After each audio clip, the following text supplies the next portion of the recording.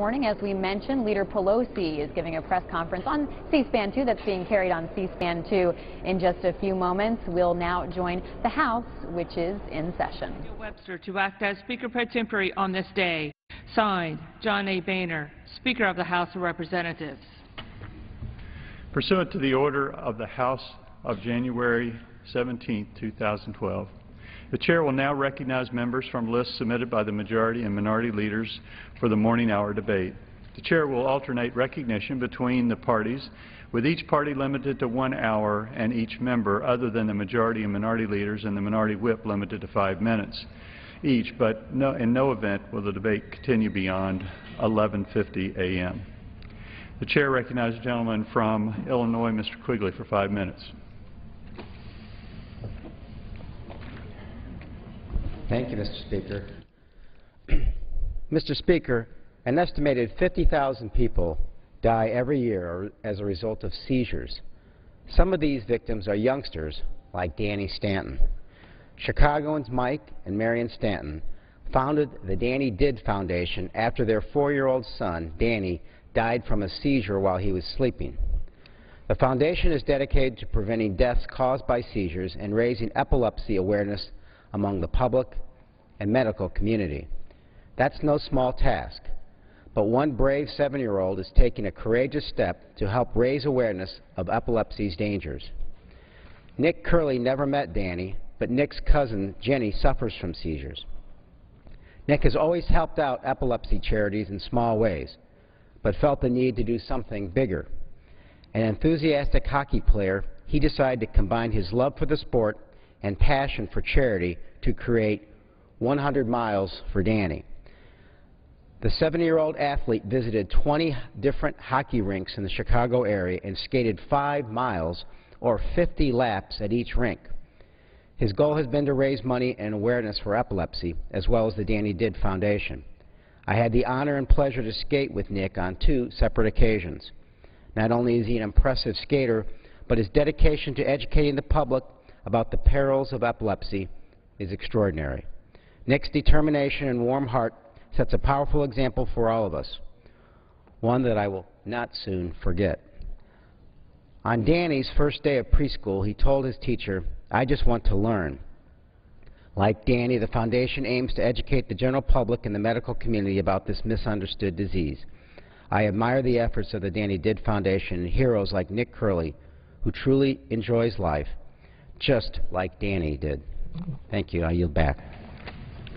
Chair recognizes the gentleman from North Carolina, Mr. Jones, for 5 minutes. Mr. Speaker, thank you very much. While we were home for the district work period in October, 18 American troops died in Afghanistan. In my home county of Pitt in North Carolina, Army Specialist Joshua Nelson was killed by the very Afghans he was sent to train. He is just one of the 60 killed by these insider attacks. My advisor, a former United States Marine Corps Commandant, recently said to me, and I am most convinced than ever that we need to get out of Afghanistan. When our friends turn out to be our enemy, it's time to pull the plug. It is such a tragedy when American service members are sent to Afghanistan to train police and military and end up being killed by their own trainees.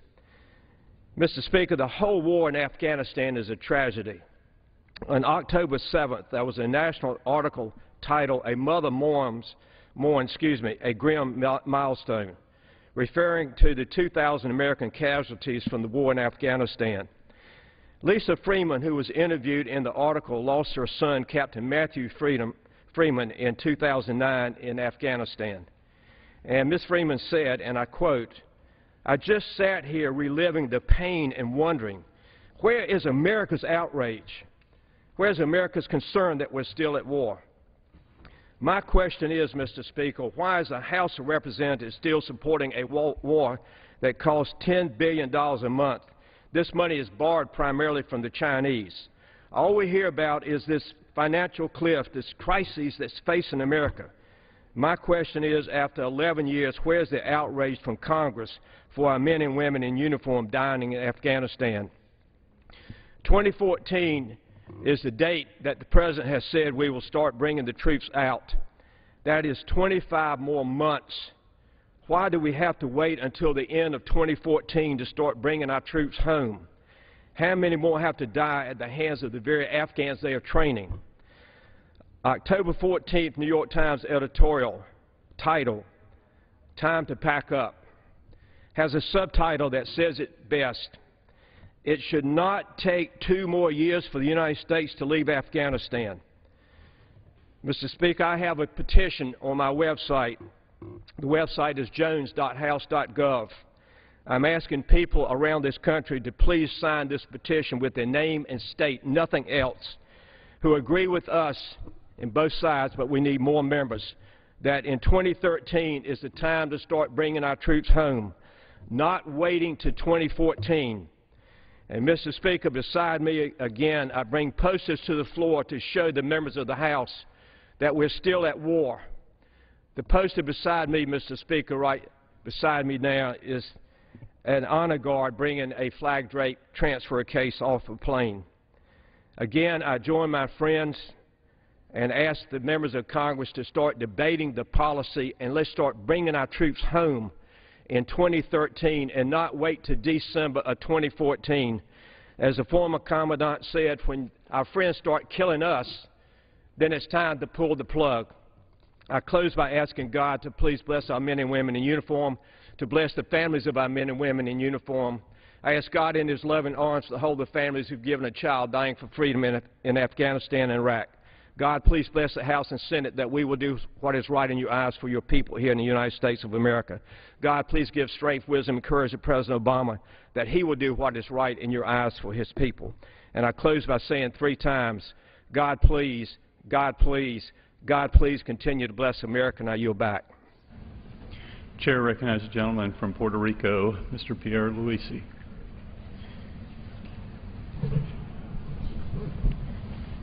Mr. Speaker, Puerto Rico recently held a plebiscite on its political status. I want to convey the results to the American public, describe their significance, and outline the next steps I will take. As background, Puerto Rico has been a U.S. territory since 1898. The island is home to 3.7 million American citizens who cannot vote for president, are not represented in the Senate, and elect a non-voting member to the House. Federal law is supreme in Puerto Rico, but its residents are treated unequally under many federal programs. Plebiscite voters were first asked whether they want Puerto Rico to remain a territory. Over 1.7 million people answered, which is about 75% of registered voters on the island. 54% said they did not want the current status to continue, while 46% said they did. Voters were then asked to express their preference among the 3 viable alternatives to the current status: statehood, free association, and independence. Over 1.3 million people chose an option. 61% voted for statehood, 33% voted for free association, and 5.5% voted for independence.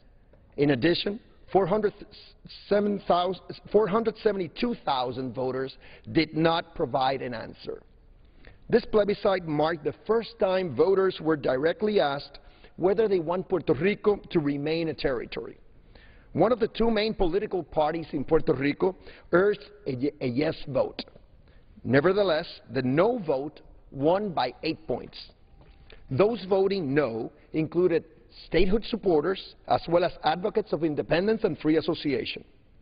These 3 groups are united in their opposition to the current status, which is colonial in nature. It deprives Puerto Ricans of the right to choose the leaders who make their national laws and to equal treatment under those laws. Not one of my stateside colleagues in Congress would accept this status for their constituents, so they should respect that my constituents no longer accept it either. The rejection of territory status fundamentally changes the terms of this debate. After this vote, the question is not whether, but when Puerto Rico will cease to be a territory and will have a fully democratic status.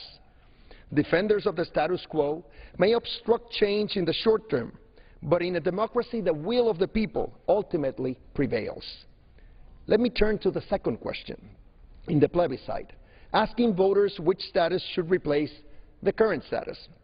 Of the 1.3 million people who voted for one of the three options, a supermajority chose statehood. Of critical importance, the 810,000 votes for statehood on the second question exceeded the 803,000 votes for the current status on the first question. For the first time, there are more people in Puerto Rico who want to become a state than who want to continue as a territory. This fact further undermines the democratic legitimacy of the current status. Some wish to downplay the results of the plebiscite by citing the voters who left the second question blank, but this argument does not withstand scrutiny. In our democracy, outcomes are determined by ballots properly cast. Power rests with the citizen who votes, not the one who stays home or who refuses to choose from among the options provided. Some voters may have left the second question blank simply because they prefer the current status to its alternatives. Those voters were able to vote for the current status in the first question, so their viewpoint was reflected in the plebiscite results. Others may have declined to answer because they were led to believe there was another option that should have been on the ballot, a best-of-all-worlds proposal called Enhanced Commonwealth. But each of the last 4 presidential administrations has rejected this proposal, as have all key congressional leaders. A blank vote to protest the exclusion of an impossible status proposal is entitled to no weight. As Puerto Rico's representative in the U.S. Congress, I will work with my allies to ensure that the President and Congress take appropriate action in light of these results. The people of Puerto Rico have spoken, and I intend to make certain that their voice is heard loud and clear. Thank you, Mr. Speaker. Chair recognizes the gentlelady from California, Ms. Woolsey, for 5 minutes. Mr. Speaker, since the House last convened in late September, about 30 more Americans have given their lives in the war in Afghanistan. The total number of fatalities has now passed 2,000, and as of October 7th, we've been at war in Afghanistan for a staggering 11 years. That's more than 2,000 families that will have an empty chair this Thanksgiving, more than 2,000 families with a void that can't possibly be filled, husbands and wives who will have to go on without their life partner, children missing a parent, parents who are suffering the terrible grief of losing a child. The human cost has become too steep for our nation to bear. We can't ask our troops and their families to endure any more sacrifice for a military occupation, now more than a decade old, which has not accomplished its goals and is undermining our national security as well. And of course, the fiscal burden is one that rests on the shoulders of every single taxpayer-paying American. The Afghanistan price tag would be high even for a successful, well-executed policy that was actually making America stronger. But to waste the people's money to the tune of $10 billion a month on this failure is a national scandal. To every one of my colleagues who has spoken on this floor about excessive government spending, it's time to look at the cost of foreign wars before we start cutting domestic programs that our very own people need, and they need them to survive. It's just not progressives like me who believe we need a change in policy, Mr. Speaker. There is a clear consensus among the American people. They agree that this military occupation is bad for America, bad for Afghanistan, and bad for the cause of peace and stability around the world. I think it was pretty telling that during the recent campaign, even the Republican candidate for president ended up supporting a withdrawal of troops by 2014. But in my opinion, that's not nearly soon enough. Now that the presidential campaign is over, we must accelerate that timetable and end this war as soon as it is possible and safe. Because every remaining day that we have troops on the ground is another day that gives strength to the very extremists that we're trying to defeat. The time has come to invest in Afghanistan the right way, with humanitarian and civilian support rather than military force.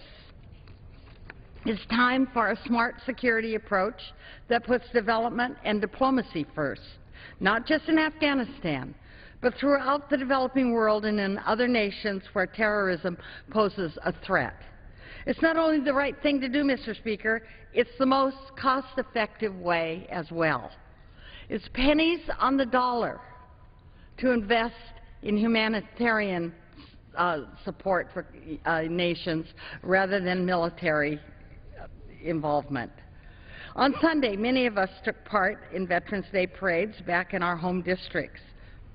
In doing so, we expressed and heard the expressions that our nation is so grateful for the service of these men and women, those who left their families and their communities to serve their country.